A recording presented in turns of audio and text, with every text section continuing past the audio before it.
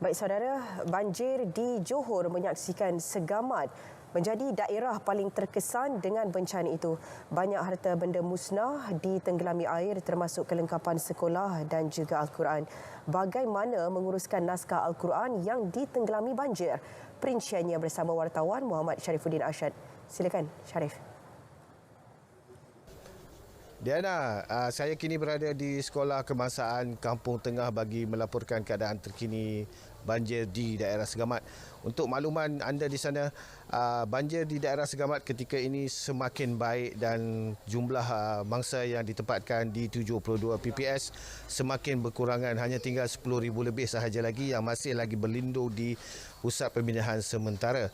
Baik, bercakap pasal pasca banjir, tentu setiap kali banjir ada penghujungnya, dan di penghujungnya kita akan rata-rata akan melihat kemusnahan, dan antara kemusnahan yang boleh kita lihat di sini adalah tentang rumah, peralatan rumah dan juga sekolah.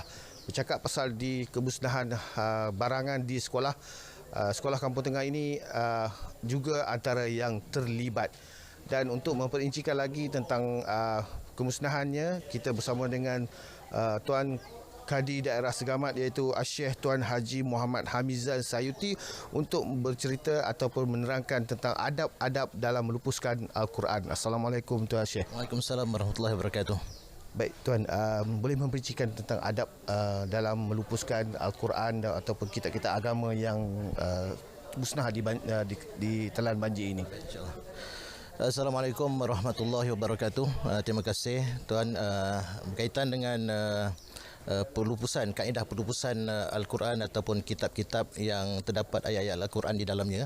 Jadi kita pada setiap tahun kalau berlakunya banjir, memang kita akan ambil perhatianlah yang serius berhubung dengan kitab suci Al-Quran ini, bagaimana kita nak proses untuk pelupusan. So pada tahun ini kita galakkan kepada mana-mana isi rumah ataupun masjid ataupun surau yang terlibat dengan banjir dan terdapat Al-Quran ataupun kitab-kitab yang lupus ataupun yang rosak dengan sebab terendam air banjir. Jadi kita sarankan untuk dikumpul di mana-mana tempat yang telah kita tetapkan. Contoh di daerah Segamat ni kita letakkan 2 poin. Pertama sekali di Masjid Bandar Segamat, yang keduanya, checkpoint yang kedua di Masjid Bandar Labis lah. Jadi insya-Allah pihak kami akan ambil naskah-naskah Al-Quran yang dah telah dikumpulkan ini, kita akan bawa ke pusat pelupusan Al-Quran di Taman Yayasan di Segamat lah. Kemudian nanti pihak pusat pelupusan Quran akan proses mengikut proses yang telah ditetapkan oleh Jabatan Agama Islam di Johor lah. Jadi bermula dengan kita akan keringkan dahulu, kemudian disoyak ataupun dikoyakkan sehelai demi sehelai untuk proses pembakaran, dan kemudian abunya nanti kita akan kompres menjadi bata dan sebelum dilarutkan di laut lah. Begitulah. Itu sebagai ringkaslah proses pelupusan Al-Quran yang kita buat bila mana berlakunya banjir lah. Baik, dan saya kira itu saja dulu perkongsian saya di daerah Segamat ini, dan saya akan melaporkan tentang situasi terkini di banjir di daerah Segamat ini daripada semasa ke semasa.